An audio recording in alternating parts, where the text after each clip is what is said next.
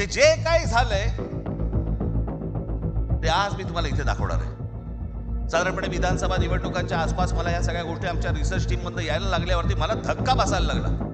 देवेंद्र फडणवीस ज्यावेळेला मुख्यमंत्री होते त्यावेळेला ह्यांनी छगन भुजबळांना जेलमध्ये टाकलं होतं, हो की नाही? आता मांडीला मांडी लावून बसलेत.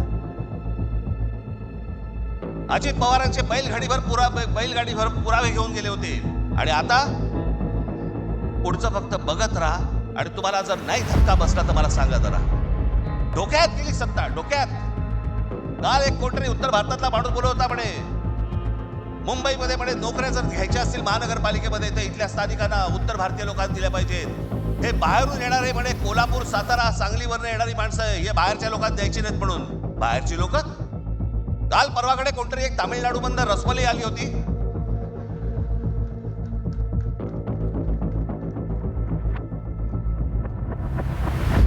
तो सांगतो मुंबईचा आणि म्हणजे महाराष्ट्राचा संबंध काय? भडव्या तुझाच काय संबंध आहे इथे यायचा? तुम्हाला या महाराष्ट्रामध्ये मुंबईमध्ये एकट्यात पाडायचं. एकटे असलो तरी काफी होत. तुमची काय किंमत करून ठेवली आहे लोकांनी? कोण महाराष्ट्रामधला मराठी माणूस पैसे फेकले की विकला जातो? ही आपली किंमत. ही मराठी माणसासाठी एक शेवटची निवडणूक आहे. आज इतर राजकीय पक्षांमधले पण जे मराठी लोक आहेत, माझं त्यांनाही आव्हान आहे, सोडा ते सगळं. या मराठी माणसासाठी एक व्हा, या मुंबईसाठी एक व्हा, या महाराष्ट्रासाठी एक व्हा. वेळ कमी आहे परंतु मी आपल्याला एक धोका हा किती वर्षांपूर्वी आमच्या बाबासाहेबांनी मांडलेला फक्त एक गोष्ट वाचून दाखवतो.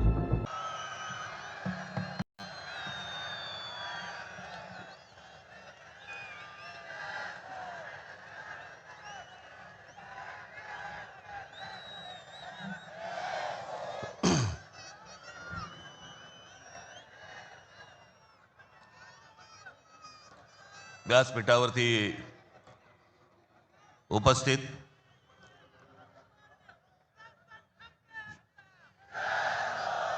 शिवसेनेचे पक्षप्रमुख उद्धव ठाकरे,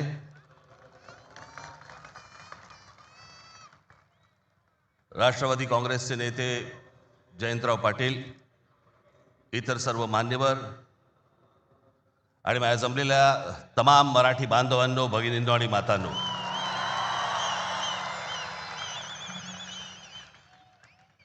खरं तर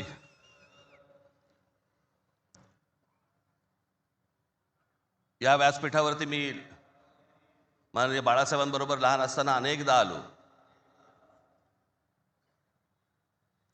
शिवसेना पक्षाची स्थापनाच या शिवतीर्थावरती झाली. त्यावेळेला माझे आजोबा प्रबोधनकार ठाकरे हे देखील इथे उपस्थित होते.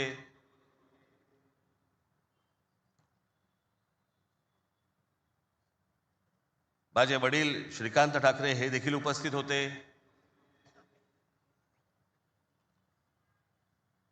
आमची माँ ही देखील उपस्थित होती.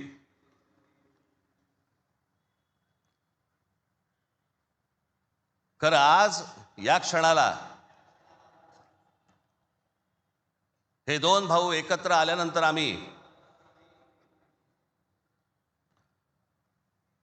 आज माझे आजोबा प्रबोधनकार ठाकरे, माननीय बाळासाहेब ठाकरे, माझे वडील श्रीकांत ठाकरे आणि आमच्या माँ आज खरं तर इथे हजर असायला पाहिजे होत्या.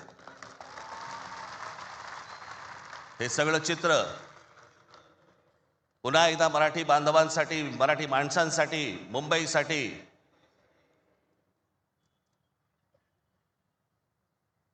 हा आम्ही दोन भावांनी उभारलेला सगळा लढा इथे नसले तरी वरून पाहत असतील.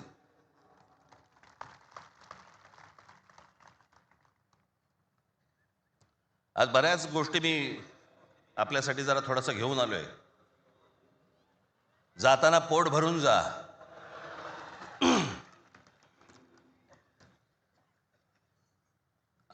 अनेक सामाजिक संस्था आहेत, मराठीवरती काम करणारे आहेत, अनेक लोक आहेत, ज्या लोकांनी अनेक दिवस आवाज उठवला या सगळ्या विषयात. मी सर्वप्रथम त्यांचे आभार मानतो. दीपक पवार आहेत, त्यांच्याबरोबरचे अनेक सहकारी आहेत, त्यांचे आभार मानतो. अनेक टेलिव्हिजन चॅनलचे आणि वर्तमानपत्रांचे संपादक आहेत, पत्रकार आहेत. त्यांनी गेले काही दिवस जी आम्हाला साथ दिली त्याबद्दल त्यांचेही मी मनापासून आभार मानतो.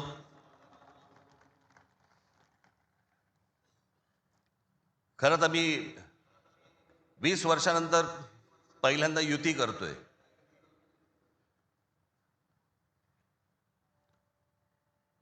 आणि त्याच्यामुळे अनेक या युतीच्या सगळ्या अख्ख्या प्रोसेसमध्ये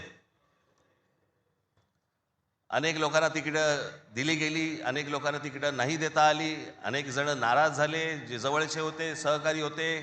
काही जणांना वाटलं दुसऱ्या पक्षात जावं, काही नाराज झाले, काही रागावले, काही गोष्टी झाल्या, होतात. त्याला काय, आमच्या पण हातात काही गोष्टी नसतात. पण त्यांना दुखवणं हा काही आमचा हेतू नव्हता. पण तरीही मी त्या सर्वांची, जर दुःखी झाले असतील, नाराज झाले असतील, त्या सर्वांची मी दिलगिरी व्यक्त करतो.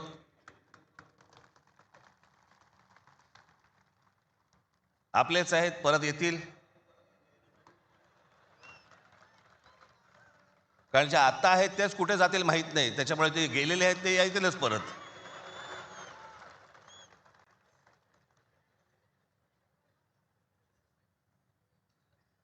त्याच्यामुळे ह्या सगळ्या गोष्टींमध्ये मी त्यांना समजू शकतो. मुळात मी आणि उद्धव, आम्ही दोघेजण एकत्र येण्याचं सगळ्यात महत्त्वाचं कारण म्हणजे या मुंबईवरती आलेलं संकट. मी गेले अनेक वर्ष या सगळ्या विषयांमध्ये बोलत आलो. गेले अनेक वर्ष मी माझ्या भाषणांमधनं हे सगळे मुद्दे मांडत आलो की कशा प्रकारचा डाव रचला जातोय. आणि मग मध्यंतरी या राज्य सरकारने हिंदी सक्तीचा विषय आणला.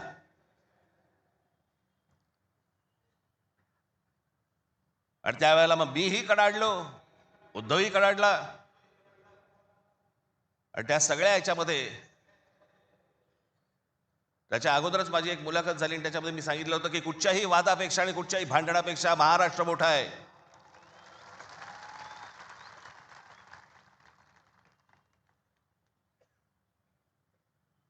आणि मग तिकडनं ह्या सगळ्या गोष्टींची सुरुवात झाली.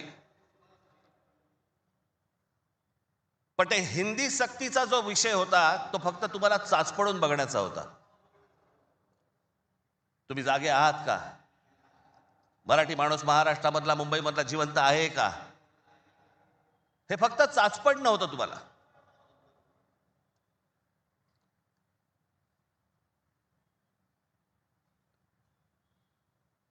(2024)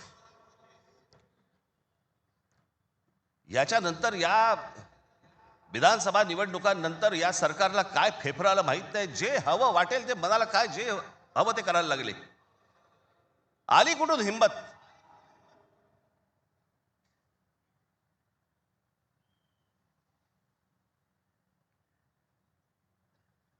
कोणाला विचारायचं नाही, काही जनता बिनता लोक बिक काही नावाची काही गोष्टच नाही. बस आम्हाला वाटलं म्हणून आम्ही केलं. हे कोण आहेत लोक? कोण आहे महाराष्ट्रातील जनता? पैसे फेकले की आम्ही विकत घेऊ. आला कुठून आत्मविश्वास?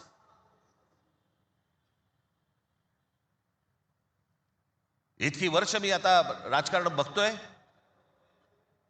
काँग्रेसची लोक सत्तेवरती होती, अनेक लोक सत्तेवरती होते, परंतु ते लोकांना घाबरून असायचे, जनतेला घाबरून असायचे. आता घाबरणं बिबरणं काहीच नाही. गृहीत धरून टाकलं तुम्हाला. कुठून येतात मतं ह्यांच्याकडे, कशी येतात, काय येतात, याचा लढा तर बाकीच्या ठिकाणी सगळ्या ठिकाणी सुरूच आहे. ते बोगस वोटर आणि ते ईव्हीएम मशीन पासून सगळ्या गोष्टी सुरू आहेत. पण ह्याच्यामध्ये सगळ्यात महत्वाची गोष्ट बघा, आता उद्दामपणा कुठपर्यंत गेला यांचा. अकोटमध्ये भाजपने MIMशी युती केली. बदलापूरमध्ये भाजपने काँग्रेस बरोबर युती केली. 66 जण बिनविरोध निवडून आले. बिनविरोध म्हणजे तिकडच्या मतदारांचा अधिकारच काढून टाकला. ते मतदानच नाही करू शकत. आज 66 आहेत. हे पुढे आकडे वाढत जाणार. त्याला कळलंय की काय प्रकारचे आपण कशा प्रकारे लोकांना विकत घेऊ शकतो. वाईट या गोष्टीचं वाटतं विकले जातात. तुळजापूरमध्ये विनोद गंगणे नावाचा एक ड्रग्ज मधला रॅकेट मधला एक माणूस, ड्रग्ज रॅकेट मधला, त्याला भाजपने तिकीट दिलं. ड्रग्ज विका, काही विका, पुढच्या पिढ्या बर्बाद करा, काही फरक पडत नाही. पण ड्रग रॅकेट मधला एक माणूस, त्याला भारतीय जनता पक्षाने तिकीट दिलं तुमच्या नाकावर टिचून. तो एक आता बदलापूरला तुषार आपटे, बलात्काराच्या केस मधला आरोपी, बलात्काराच्या, सगळ्यांना माहिती आहे, नगरसेवक केलं. लहान मुलींच्या वरती बलात्काराचा आरोप असलेला माणूस, त्याला भारतीय जनता पक्षाने नगरसेवक. आली कुठून हिंमत? ज्यावेळेला वेडावाकड्या पद्धतीने ज्यावेळेला निवडणुका जिंकण्याचं यंत्र किंवा तंत्र हे ज्यावेळेला हस्तगत होतं ना, त्याच वेळेला हा उद्दामपणा येतो, ही मस्ती येते ना, हा माज येतो ना, हा त्याच्यातनं येतो.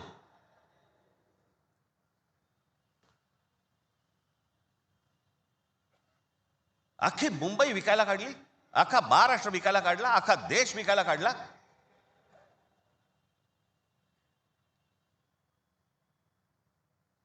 आपल्यासमोर काय वाढून ठेवलंय आपल्याला अंदाज पण नाहीये. मी तुम्हाला हे सांगतोय, मला 2024 साली मला एक व्यक्ती भेटली.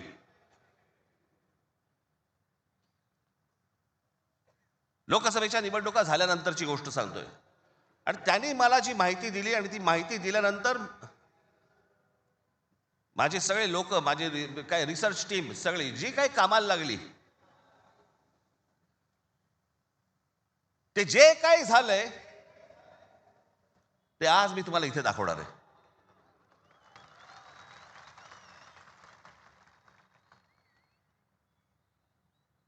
आणि मला असं वाटतं की मी आज जे दाखवणार आहे याच्यानंतर जर समजा आपल्याला भीती नाही वाटली,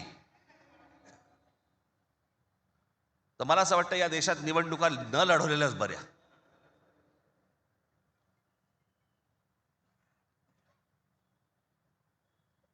म्हणजे आता साधी गोष्ट, फक्त तुम्हाला 2014 नरेंद्र मोदी पंतप्रधान झाले त्यावेळेला, हे मला आता 24च्या नंतर आता हे पुढे सगळं समजायला लागलं. या गेल्या वर्षी 24 नंतर साधारणपणे विधानसभा निवडणुकांच्या आसपास मला ह्या सगळ्या गोष्टी आमच्या रिसर्च टीम मध्ये यायला लागल्यावरती मला धक्का बसायला लागला. कारण आपण असे बघतच नाही कधी, आपण डोळे झाक करत बसतो आणि नक्की काय खणलं जात आहे आपल्या खालून आणि आपल्याला माहितीच नाही. याचं कारण अनेक हिंदी, इंग्रजी टेलिव्हिजन चॅनल सगळं ब्लॉक करून टाकलंय. कोणी काय तुम्हाला दाखवणार पण नाही. दाखवलं की वरनं फोन येतो, वरनं दट्ट्या येतो, जाहिराती बंद करून टाकू.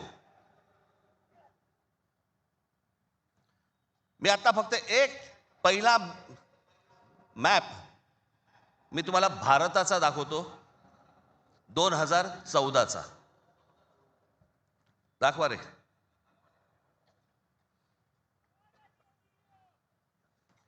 हा आहे 2014चा गौतम अडानी यांचे प्रोजेक्ट्स किती होते हे तुम्हाला दाखवणार आहे. 2014ला पंतप्रधान नरेंद्र मोदी पंतप्रधान व्हायच्या अगोदर गौतम अडानी कुठे होते, आणि आता पुढचं फक्त बघत राहा की आता 2024-25ला गौतम अडानी आता कुठे आहेत. फक्त सरकारच्या आशीर्वादाने. आणि तुम्हाला जर नाही धक्का बसला तर मला सांगा जरा, दाखवा.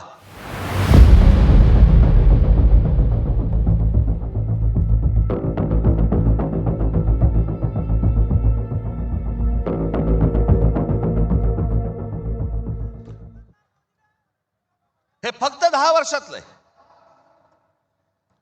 जगामध्ये असा एकही माणूस नसेल जो 10 वर्षामध्ये इतका श्रीमंत झाला. मला कुठच्या उद्योगपतीने उद्योग करू नये या मताचा मी नाहीये, इतका दळभद्री विचार माझा नाहीये. पण या देशामध्ये इतके उद्योगपती असताना एका माणसावरती इतकी मेहरबानी या देशामध्ये होते, मी जगात तर दाखवतच नाही अजून. फक्त 10 वर्षामधली गोष्ट, ही 10 वर्षातली. एकाच माणसाला सगळ्या गोष्टी दिल्यात, वीज दिली,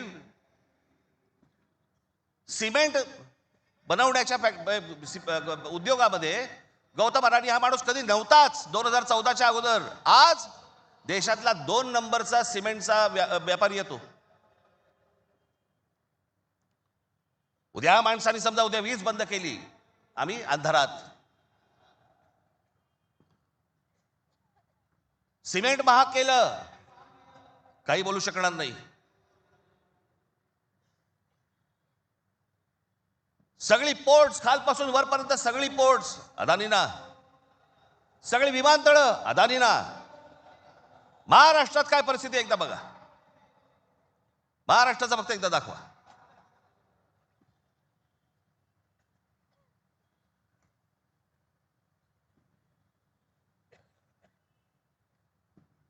महाराष्ट्रामध्ये फक्त एका ठिकाणी 2014ला फक्त गौतम अडाणी एका ठिकाणी आहेत उद्योग. 2025ला बघा.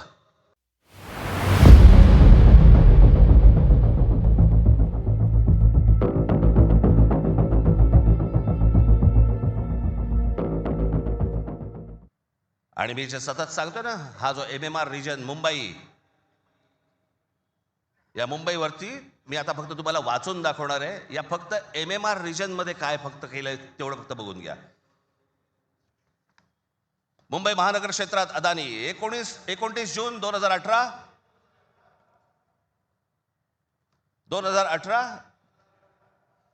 रिलायन्स इन्फ्रास्ट्रक्चर कंपनी ताब्यात मुंबई वीज पुरवठा क्षेत्रात प्रवेश. एप्रिल 2021 नवी मुंबई विमानतळाच्या कामाला सुरुवात. 2021 मुंबई आंतरराष्ट्रीय विमानतळ ताब्यात. अंधेरी पश्चिम येथील RTOची जमीन अदानी यांना 5,000 कोटींना. ऐरोली इथे डेटा सेंटरसाठी 92 एकर जमीन 1,500 कोटींमध्ये. धारावी पुनर्विकास प्रकल्प अदानींना. महाराष्ट्रात स्मार्ट वीज मीटर बसवण्यासाठी 13,888 कोटींचं कंत्राट. भांडूप कल्याण इथे मीटर्स बसवली जाणार. मुंबई आणि नवी मुंबईत हायर स्केल डेटा सेंटर सुरू करण्यासाठी महाराष्ट्र सरकारशी 50,000 कोटींचा सामंजस्य करार. मेट्रो मोनोरेल यांना अदानींचा वीज पुरवठा. सांताक्रूज आणि विलेपार्ले परिसरात केंद्र सरकारच्या विमानतळ संरक्षण दलाच्या जागांवरती 80,000 झोपडपट्ट्यांचा विकास अदानी करणार. पनवेलमध्ये टॉवर्स सेमी कंडक्टर कंपनी आणि अदानी समूह यांच्या प्रकल्पाला महाराष्ट्र सरकारची मान्यता. $10 अब्ज गुंतवणुकीचा अंदाज. धारावी पुनर्विकास प्रकल्पासाठी देवनारमध्ये 124 एकर जमीन. मुंबई उपनगरातील वाढत्या वीज मागणी पुरवठ्यासाठी वसई खाडीजवळ 209 कांदळवने तोडण्यास मुंबई हायकोर्टाची परवानगी. गौतम अदानी यांची तारापूर अणुऊर्जा प्रकल्पाला भेट. पुढच्या 10 महिन्यात खासगी कंपन्यांना अणुऊर्जा क्षेत्रात येण्याची परवानगी देणारे विधेयक संसदेत मंजूर. रायगड जिल्ह्यातील आंबा नदीकाठी असलेल्या जेट्टी प्रकल्पासाठी 192 कोटीची गुंतवणूक. पनवेलमध्ये 1,000 एकर्समध्ये 10,000 कोटींचा रहिवासी प्रकल्प. मुंबईला वीज पुरवठा करण्यासाठी 1,660 कोटींचं काम. धारावी पुनर्विकास प्रकल्प बांधणीसाठी मुलुंड येथे 58 एकर जमीन आणि 319 कोटी मिळाले. धारावी पुनर्विकास प्रकल्प बाधितांसाठी कुर्ला मदर डेअरीची 20 एकर जमीन 57 कोटीत मिळाली. 124 एकरचा आणि 36,000 कोटींचा गोरेगाव पश्चिम येथील मोतीलाल नगर पुनर्विकास प्रकल्प अदानींना मिळाला. MIDCने तळोजा येथे 400 एकर नंतर आणखी 159 एकर जमीन दिली. बांद्रे रेक्लेमेशन पुनर्विकास प्रकल्प 24 एकर 30,000 कोटींमध्ये मिळाला. पालघर डहाणू येथे अदानी वीज प्रकल्प. अदानी नवी मुंबईत सेमीकंडक्टर प्रकल्प सुरू करणार. वसई येथील तुंगारेश्वर अभयारण्यातील जमीन अदानी इलेक्ट्रिसिटीला. टिटवाळा मोहने आंबिवली शहरात येथील अदानी सिमेंट फॅक्टऱ्या. वाढवण येथे बंदर उभारण्यासाठी अदानी समूह उत्सुक. महाराष्ट्र सरकारशी सामंजस्य करार. वाढवण येथे विमानतळ उभारण्यासाठी अदानी समूह उत्सुक.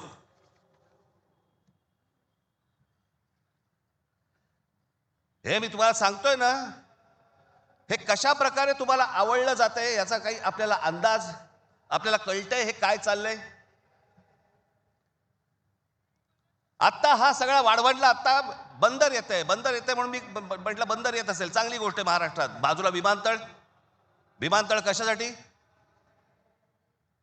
तर म्हणे मुंबई विमानतळावरचा सगळा कार्गो तिकडे नेणार आणि नवी मुंबई विमानतळ जे बांधलंय इथून इंटरनॅशनल आणि डोमेस्टिक या आपल्याकडच्या इकडच्या विमानतळावरनं छत्रपती शिवाजी महाराज आंतरराष्ट्रीय विमानतळावरनं डोमेस्टिक आणि इंटरनॅशनल नवी मुंबईला नेणार। ही प्रोसेस हळूहळू सुरू झालेली आहे आणि पुढे हा संपूर्ण विमानतळ विकायला काढणार। या शिवाजी पार्क मैदान एवढी जवळपास 50 ते 60 शिवाजी पार्क मैदान बसतील एवढा प्लॉट आहे तो, धारावीला लागून। अशी नाही ना मुंबई आम्हाला मिळवत आहेत, आम्ही बदा पैसे ओततो, जमिनी विकत घेतो, जमिनी सगळ्या काढून घेतो आणि इकडच्यांचं काय घेऊन बसलोय आपण? या सरकारमध्ये बसलेत त्यांचं ते काहीतरी करू शकतात का? काहीच नाही करू शकत। मी मागे एक उदाहरण दिलं होतं ना, बादशाच्या हातावरचा ससाणा असतो नाही का, जो ससाणा पक्ष्यांनाच मारून आणतो, स्वतः पक्षी आहे पण तो पक्ष्यांनाच मारून आणतो।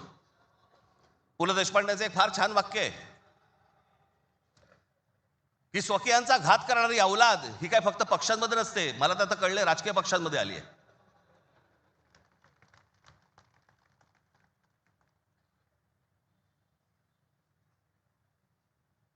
डोक्यात गेली सत्ता, डोक्यात। हा जो भूगोल आहे ना, हा भूगोल नीट समजून घ्या। हे वाढवण बंदरापासून तिकडे वरती जे आहे ना त्याला लगेच लागून गुजरात आहे। यांचं पहिल्यापासूनचं डोक्यामध्ये जे होतं ना की मुंबई गुजरातला न्यायची, मग मुंबई गुजरातला न्यायची असेल तर काय करायला लागेल? पालघर जिल्हा ताब्यात घ्यायला लागेल, ठाणे जिल्ह्याचा भाग ताब्यात घ्यायला लागेल, या MMR रिजनचा भाग ताब्यात घ्यायला लागेल, तर मुंबईपर्यंत पोहोचता येईल। माणसं पहिली बदा तिकडे टाका, त्यांचे मतदारसंघ फोडा, मराठी माणसांना फोडा, हे मतदारसंघ ताब्यात घ्या आणि त्याच्यानंतर सांगा अरे खासदार तर आमचाच, आमदार तर आमचाच, नगरसेवक पण आमचाच, महानगरपालिका ही आमच्या हातात। हे सगळं करून मुंबई गुजरातला कशी जोडता येईल याच्यासाठीचे हे सगळे लॉंग टर्म प्लॅन सगळे सुरू आहेत आणि आम्ही बेसावत। आमच्यामध्ये जातीपातीमध्ये भांडणं लावली जात आहेत, हा मराठा, हा ओबीसी, हा अजून कोणी। एकदा मुंबई हातात गेली ना बाबानो, महाराष्ट्र झारखंडपेक्षा काही वेगळा करणार नाहीत। हे मुंबई ही तुमची राजधानी आहे, मुंबई ही तुमची ताकद आहे, पण जो मस्तवालपणा जो अंगामध्ये शिरलेला आहे यांच्या, की आम्ही काहीही करू, कुठूनही मतं आणू, जे यांनी विधानसभेला केलं तेच करण्याचाही आत्ता पण प्रयत्न करणार। आमच्यावरती भ्रष्टाचाराचे आरोप करतायत। काय बोलताय काय तुम्ही? देवेंद्र फडणवीस ज्यावेळेला मुख्यमंत्री होते त्यावेळेला यांनी छगन भुजबळांना जेलमध्ये टाकलं होतं, हो की नाही? आता मांडीला मांडी लावून बसलेत। अजित पवारांचे बैलगाडीभर पुरावे घेऊन गेले होते। काय किती 70 का 80 हजार कोटीचा काहीतरी घोटाळा, त्याच्याबद्दल पुरावे बैलगाडीतनं घेऊन गेले होते। आता काय सांगतायत? कोर्टात केस आहे, पुरावे असतील तर त्यांना अटक होईल। अरे मग तुम्ही पुरावे दिले होतेत ना, द्या आता कोर्टात। ही सगळी बाहेरून सगळी माणसं आणायची, इथे भरायची, तुमचा टक्का कमी करायचा, तुमचं अस्तित्व घालवायचं। इथे येऊन ह्यांची माणसं मिळणार, इथे उत्तर भारतातलं माणसं येणार आणि म्हणणार इथे तुम्हाला।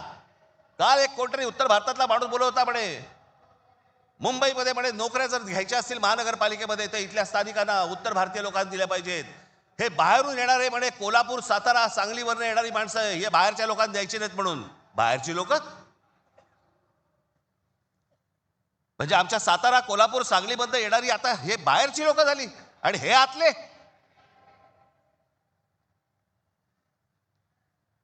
कृपाशंकर सिंग सारखा माणूस यांचा नेता भारतीय जनता पक्षाचा, तो म्हणतो काय उत्तर भारतीय महापौर करू। यांची हिंमत कशी होती हो बोलायची? आपण जाऊन बोलू शकतो का तिकडे?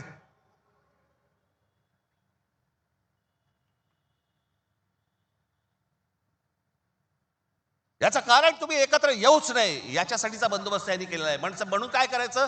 पैसे टाका, माणसं फोडा। यांचं मुंबईवरचं लक्ष उडालं पाहिजे, महाराष्ट्रावरचं लक्ष उडालं पाहिजे। हे मराठी म्हणून कधी एकत्र येताच कामा नयेत। आणि मग आपल्याला जे साध्य करायचंय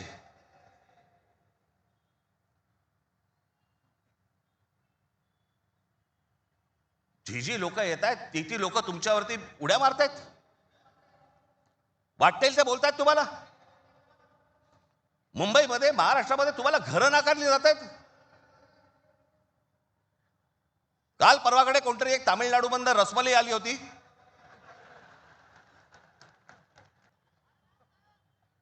यांच्यासाठीच माननीय बाळासाहेब बोलले होते, हटाव लुंगी आणि बजाव पुंगी. आज अनेक दाक्षिणात्य इथे राहत आहेत, अनेक जैन मारवाडी इथे राहत आहेत, आनंदाने राहत आहेत. पण कसं भडकवलं जाते बघा तुम्हाला कबुतरांच्या नावाने. कबूतर राहिली बाजूला, पण हे सत्ताधारी जे फडफडत आहेत ना, हा त्यांचा प्रश्न आहे. काल परवाची गोष्ट, इथे मुंबईमध्ये एक जैन मराठी वादावरती पडदा टाकण्यासाठी म्हणून एक बैठक झाली. ही बातमी फक्त नवाकाळला आली. त्यांचे कुठे एक जैन मुली निलेश चंद्र आहेत, निलेश चंद्र बघा. ते जैन मुली निलेश चंद्र काय सांगतायत तर कबुतरे खाणे आणि मांसावरून मराठी जैन समाजात पेटलेला वाद मिटवण्याची जबाबदारी मुख्यमंत्री देवेंद्र फडणवीस यांनी भाजपा मंत्री मंगल प्रभात लोढा यांना दिली. मात्र मंगल प्रभात लोढा यांनी हा वाद मिटवला नाही, तर ह्या समाजामध्ये जास्तीत जास्त भांडणं कशी लागतील हे पाहिलं. म्हणजे मराठी माणसापासून गुजराती बाजूला करायचे, आता ही लुंगी अंडी इकडनं तामिळ बाजूला करायचे, अजून कोणतरी युपी मधनं बोलवायचा त्याच्यात अजून ते बाजूला करायचे. तुम्हाला या महाराष्ट्रामध्ये मुंबईमध्ये एकट्यात पाडायचं. एकटे असलो तरी काफी होत.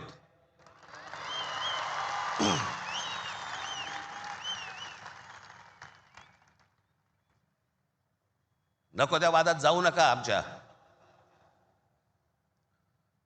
यांच्या गुजरातमधनं बिहारी लोकांना ज्यावेळेला हकलवले त्याच्या बातम्या नाही होत.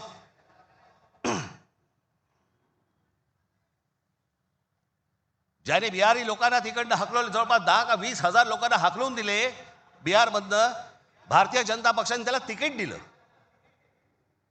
निवडणुकीचं तिकीट दिलं. आणि हे वाद फक्त तुमच्यासाठी आमच्यासाठी इथे फक्त करून ठेवतायत. मी गेले अनेक वर्ष सांगतोय तुम्हाला, हे सगळं हे जे मुद्दामून जे चालू आहे, तुमचं अस्तित्व नष्ट करण्यासाठी हे सगळं सुरू आहे. आज ही मुंबई हातामध्ये गेली. मुंबई का पाहिजे हातात? आज केंद्रामध्ये यांची सत्ता, राज्यामध्ये यांची सत्ता, पण उद्या मुंबईमध्ये, ठाण्यामध्ये, कल्याण डोंबिवलीमध्ये, आमच्या MMR रिजनमध्ये उद्या ह्यांना जर काही करायचं असेल, महानगरपालिकेची परवानगी लागेल. आणि महानगरपालिका जर आपल्या हातात असतील, हे जमिनी विकून देऊ शकत नाहीत, हे अदानीला जमीन देऊ शकत नाहीत.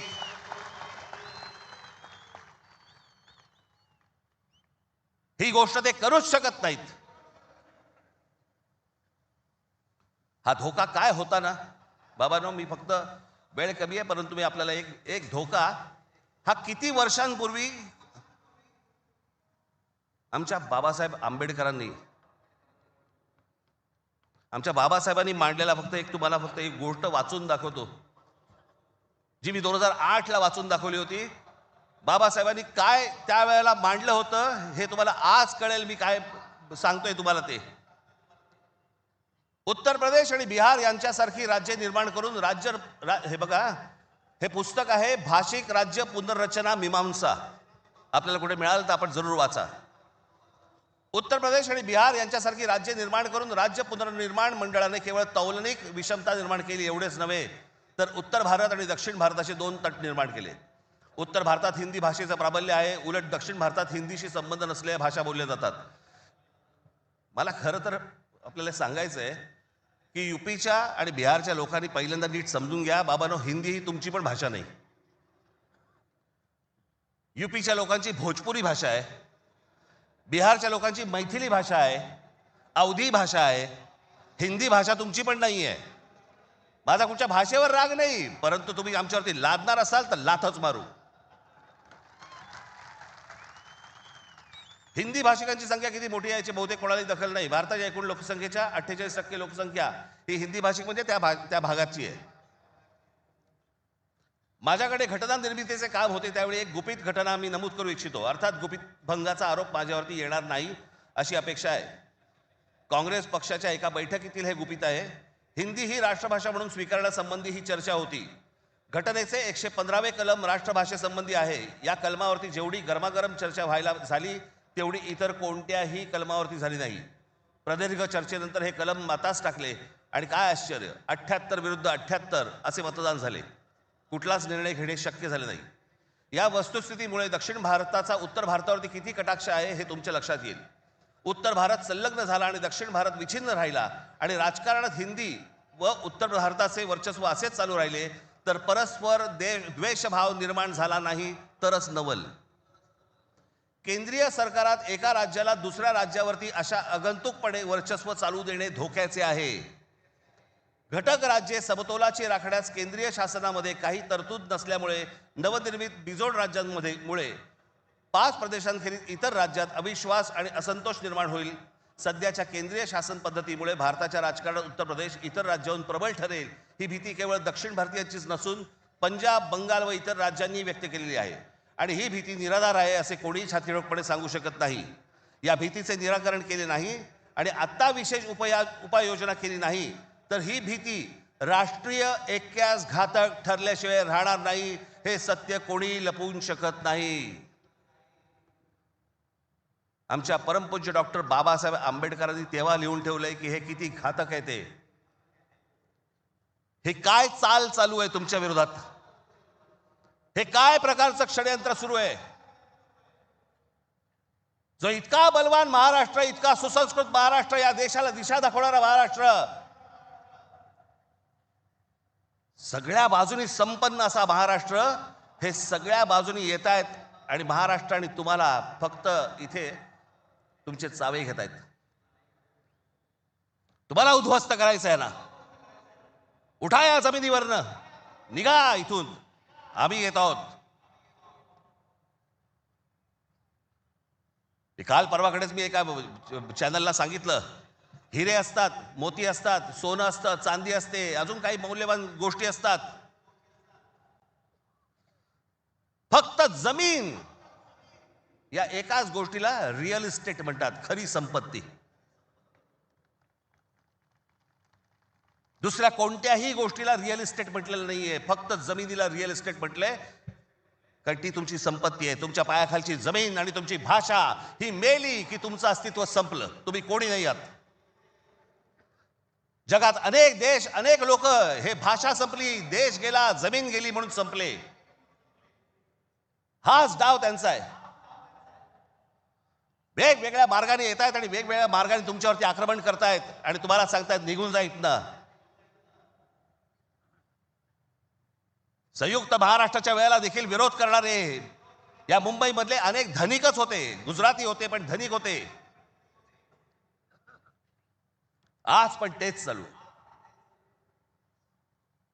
आणि आज हे संकट त्यावेळेला इतकं नव्हतं, पण आज खरं तर तुमच्या उंबरठ्यावरून वरती येऊन उभं आहे. कधी तुमच्या दरवाजावरती टकटक होईल तुम्हाला पण कळणार नाही. कधी तुम्हाला इथनं बाहेर काढतील तुम्हाला कळणार पण नाही.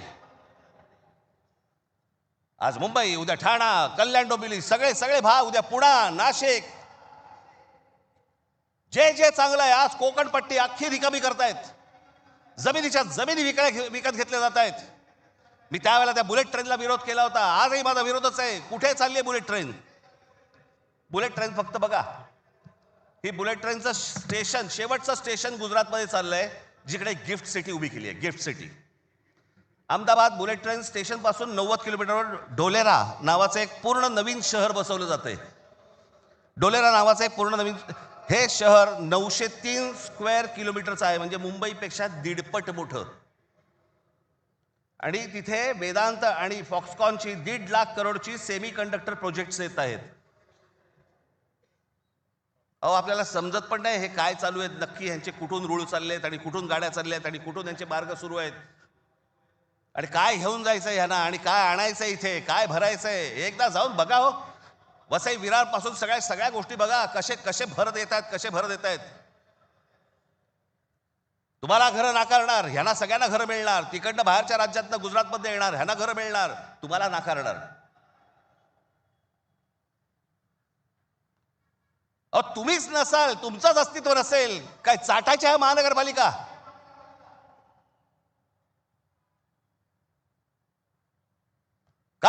गोष्टींचा. आम्ही भले आमच्या वचननाम्यामध्ये सांगितलेल्या अनेक गोष्टी आहेत ज्या उत्तम करू, उत्तम शहर करू, चांगल्या गोष्टी करू. मला असं वाटतं उद्धव ठाकरे आपल्या भाषणामध्ये या गोष्टी सांगतीलच. अरे पण तुम्ही असायला पाहिजेत ना त्याच्यासाठी. तुमची काय किंमत करून ठेवली आहे लोकांनी? कोण महाराष्ट्रामधला मराठी माणूस पैसे फेकले की विकला जातो? ही आपली किंमत. आणि ही बोली लावणारे कोण? आमचेच. दुसऱ्यांच्या हातावरती बसून त्यांचा उद्देश साध्य करण्यासाठी आमचे लोक हे आमच्या लोकांना फोडतायत. काय दुर्दैव आहे बोला. या अशा परिस्थितीमध्ये ही आजची निवडणूक होते आहे. ही मराठी माणसासाठी शेवटची निवडणूक आहे. आज जर चुकलात कायमचे मुकलात म्हणून समजा. आज जर तुमच्या हातात ही शहरं गेली, त्यांच्या हातामध्ये गेली, उद्या राजानं मारलं आणि पावसानं झोडलं, तक्रार कोणाकडे करायची? आज इतर राजकीय पक्षांमधले पण जे मराठी लोक आहेत, माझं त्यांनाही आव्हान आहे, सोडा ते सगळं. या मराठी माणसासाठी एक व्हा, या मुंबईसाठी एक व्हा, या महाराष्ट्रासाठी एक व्हा.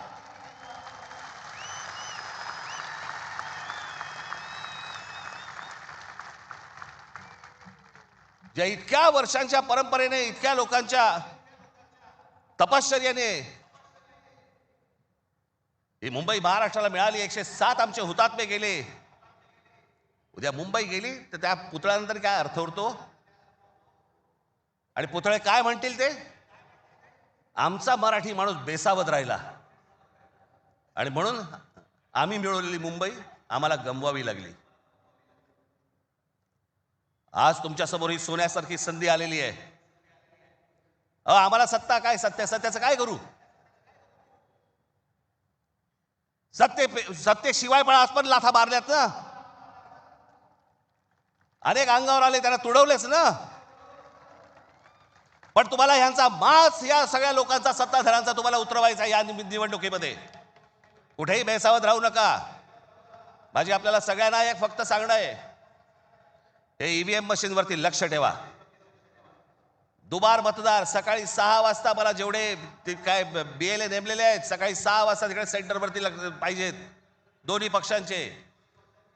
आणि दोन्ही पक्षातले जे सगळे लोक आहेत यांना फक्त मी एकच सांगतोय, बाबांनो, आता आपल्यातलं काही वाद नाही.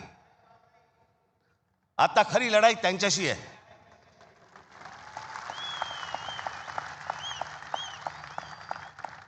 आपण भांडत राहावं हेच त्यांना पाहिजे. त्यांना जे हवं ते आपण नाही द्यायचंय. आपल्याला जे हवं तेच आपण केलं पाहिजे. आणि म्हणून तिकडे आपल्याला जातात एवढंच सांगेन की सतर्क राहा, बेसावध राहू नका. आणि जर दुबार मतदार जर तिकडे आला, सकाळी 7 वाजता फोडून काढा.